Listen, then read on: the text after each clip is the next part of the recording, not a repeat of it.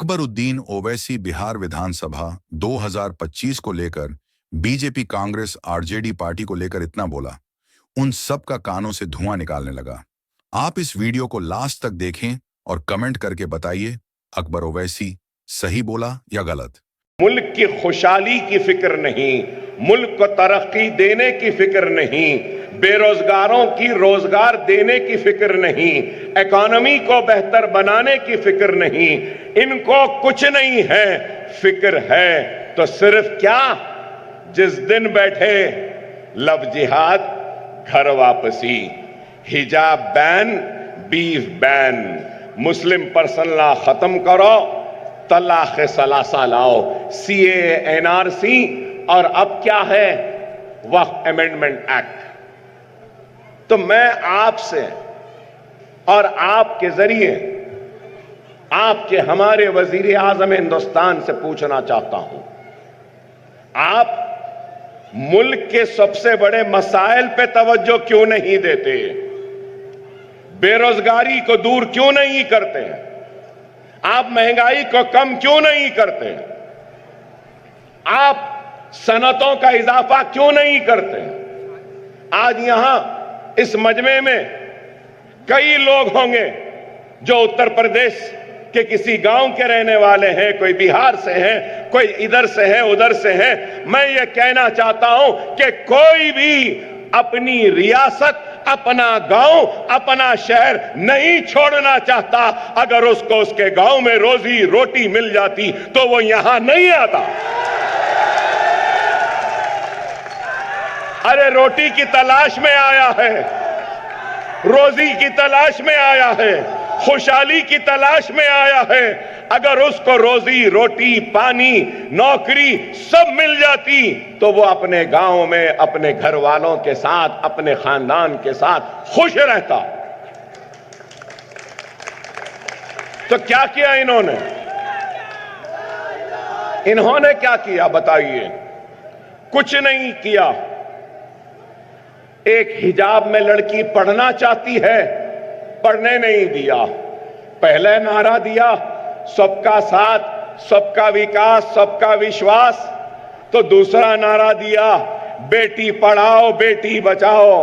अरे बेटी, क्या बेटी सिर्फ तुम्हारी बेटी बेटी है? मुसलमान की बेटी क्या बेटी नहीं है? अब आप बताइए, क्या हिजाब पहनना गुनाह है? क्या आज इंटरनेशनल कोर्ट ऑफ जस्टिस में हिजाब पहनकर हमारी बहन इंसाफ के लिए लड़ती है? इंटरनेशनल कोर्ट ऑफ जस्टिस में आज दुनिया की कई पार्लियामेंट में हिजाब के साथ एक मुस्लिम लड़की ऐवान में जाकर कानून बनाने के हिस्सेदार बनती है। लेकिन अफसोस मिस्टर मोदी, आपकी बीजेपी की रियासतों में हिजाब बैन की बातें की जाती हैं। अरे आज हम जब ये सवालात करते हैं तो हमको भड़काऊ कहते हैं। अरे मैं यहां पर यह नहीं कह रहा हूं कि मुसलमान का मसला बेरोजगारी है, नहीं, सारे हिंदुस्तानियों का सबसे बड़ा मसला बेरोजगारी है। हिंदू की भी है, मुसलमान की भी है, सिख की भी है, ईसाई की भी है। क्या बेरोजगारी की बात करना भड़काऊ है? क्या रोटी की बात करना भड़काऊ है? क्या अपनी हक की बात करना भड़काऊ है? अरे आप खुद बताइए, यहां जहां मैं खड़ा हूं, यहां पे खुरैश बरादरी के लोग हैं, परेशान है खुरैश बरादरी। खबरस्तान में दीवार डाल दी। एक जिस तरीके से इतना परेशान कर दिया, कारोबार में परेशानी। मगर आप देखो, आप देखिए, यहां पर आपके इलाके में एक खुरैशी का मेरा भाई अपना कारोबार नहीं कर सकता, उसको सताया जाता है। गाड़ियां जिस तरीके से लाना है आरटीए उसकी इजाजत परमिशन नहीं देती, मरने के बाद दफन करने नहीं देते। मैं आज पूछना चाहता हूं, दुनिया में 5 ममालिक हैं जो सबसे ज्यादा बीफ एक्सपोर्ट कर रहे हैं। दुनिया में हिंदुस्तान का नंबर 4था है। कितना? यहां का गरीब कारोबार नहीं कर सकता, लेकिन मिस्टर मोदी की गवर्नमेंट सालाना 25,000 करोड़ का बीफ एक्सपोर्ट कर रहे हैं। वाह वाह वाह वाह। अरे अब मैं बोलूं तो और बुरा दिखेगा, खराब दिखेगा। बीफ बैन करने वाले ये हैं। और मैं एहतराम करता हूं हिंदू मजहब का। नहीं, मेरा मजहब नहीं सिखाता कि दूसरे मजहब को बुरा करो। नहीं, अगर हिंदू मजहब में गाय माता है तो मुझे एहतराम है उसका, लेकिन एक तरफ यहां कारोबार नहीं कर सकते और आप एक्सपोर्ट कर रहे हैं। क्या आप भूल गए? क्या आप भूल गए? आपको याद दिलाना चाहता हूं, इलेक्टोरल बॉन्ड्स जो चंदा लेते हैं सियासी जमात को चलाने के लिए, यही भारतीय जनता पार्टी, यही नरेंद्र मोदी, यही योगी, इन्होंने बीफ एक्सपोर्टर से भी इलेक्टोरल बॉन्ड्स का चंदा लिया।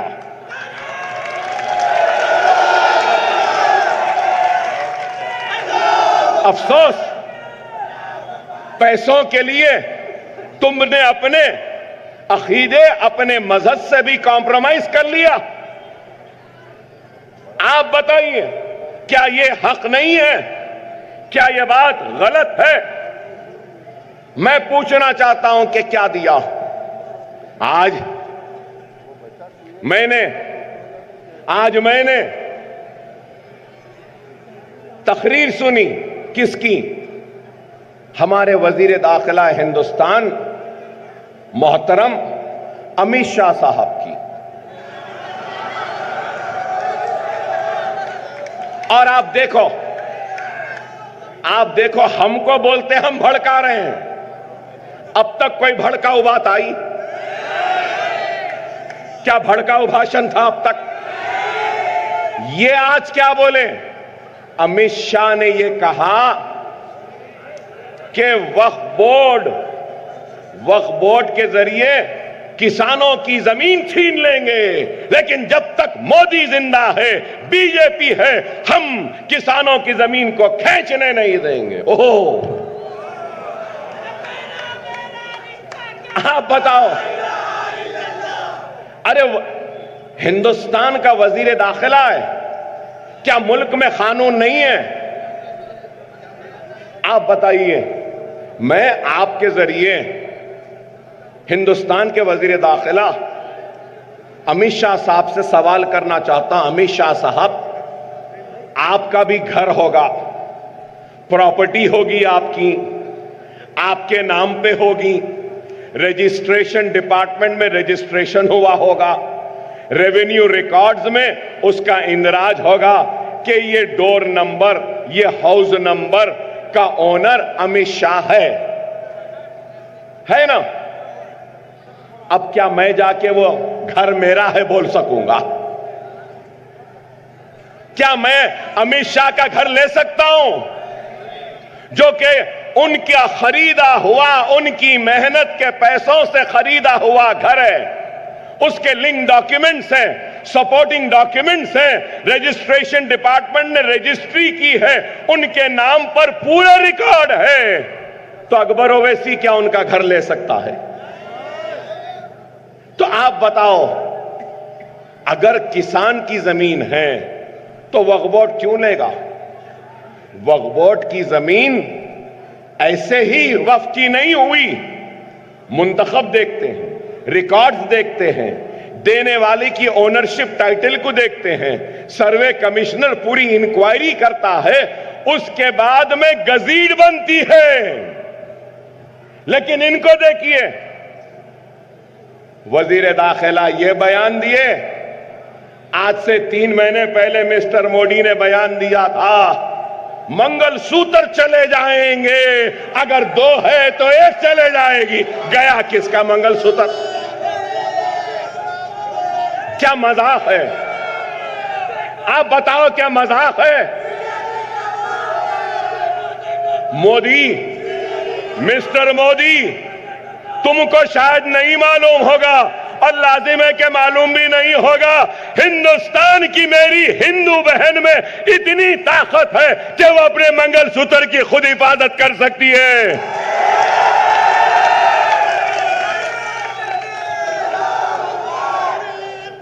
आप बताओ कितना। आज मैं अगर ये बात कहता हूं तो कहते हैं कि भड़काऊ।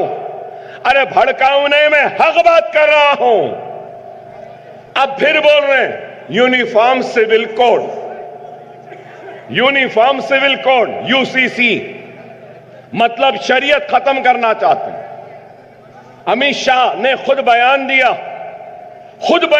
और कहा, कहां पे, जो और एक रियासत में इलेक्शन हो रहा है महाराष्ट्र के साथ, वहां पर कहा कि यूसीसी लाएंगे लेकिन आदिवासियों को उसमें नहीं लाएंगे।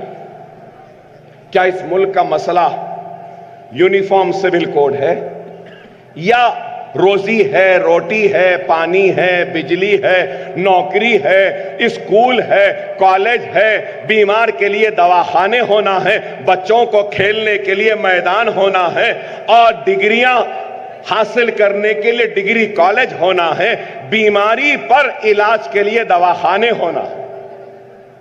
क्या मेरी बात गलत है? बताओ। यूसीसी, यूनिफॉर्म, अरे यूनिफॉर्म सिविल कोड के बजाय यूनिफॉर्म डेवलपमेंट की जरूरत है, यूनिफॉर्म आई साइट की जरूरत है, यूनिफॉर्म जस्टिस की जरूरत है, यूनिफॉर्म डेवलपमेंट की जरूरत है, यूनिफॉर्म रोजी की जरूरत है, यूनिफॉर्म पानी की जरूरत है। आज हम जब ये बात करते हैं तो हम गलत दिखते हैं, बुरे दिखते हैं। क्या मेरी बात में कोई गलती है?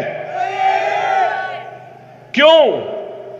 आज सिर्फ आप देखो तकरीर हो रही तो बस मुसलमान मुसलमान मुसलमान।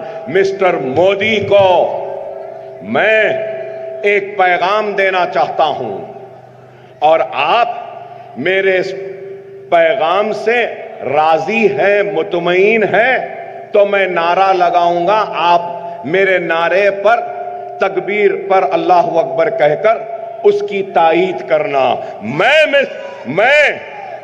मैं अकबरुद्दीन ओवैसी इस मजमे को गवाह बनाकर, इस मजमे को अपने साथ में लेकर कह रहा हूं, मिस्टर मोदी, हम मुल्क के वफादार हैं, हम इस मुल्क से मोहब्बत करने वाले हैं। मुल्क के लिए अगर वक्त ऐसा आएगा तो सबसे पहले मुसलमान अपने सीने और गर्दनों को पेश करेगा। क्या मेरी बात से आप मुत्तफिक है? नारे तकबीर, नारे तकबीर, नारे तकबीर। हमारी फिक्र छोड़ दो मिस्टर मोदी, रोजी की फिक्र करो, रोटी की फिक्र करो, इकोनॉमी की फिक्र करो, रुपये की फिक्र करो, डीजल और पेट्रोल की कीमत को नीचे लाने की फिक्र करो, सनत लाने की फिक्र करो, गरीबों के लिए स्कूल बनाने की फिक्र करो, बेघरों को घर देने की फिक्र करो, काम करो तो कॉलेजेस बनाने की फिक्र करो, काम करो दवाखाने बनाने की। तुम्हारी फिक्र क्या है? मुसलमान हिजाब उतार दे। तुम्हारी फिक्र क्या है? मुसलमान दाढ़ी कटवा ले। तुम्हारी फिक्र क्या है? मुसलमान टोपी ना पहने। मैं टोपी भी पहनूंगा, दाढ़ी भी पालूंगा, अपनी मस्जिद में नमाज भी अदा करूंगा। फर्ज तो छोड़ो, मैं सुन्नतों और नफिलों को भी छोड़ने तैयार नहीं हूं, नहीं हूं। ये मुल्क किसी की जागीर नहीं है। ये मुल्क हिंदू का जितना है, मुसलमान का उतना है, सिख का उतना है, ईसाई का उतना है। ये मुल्क में सब बराबर के शहरी है। ऐ नरेंद्र मोदी, तू इस मुल्क का मालिक नहीं है और मैं इस मुल्क का किराएदार नहीं हूं। जितना तेरा हक है उतना मेरा है।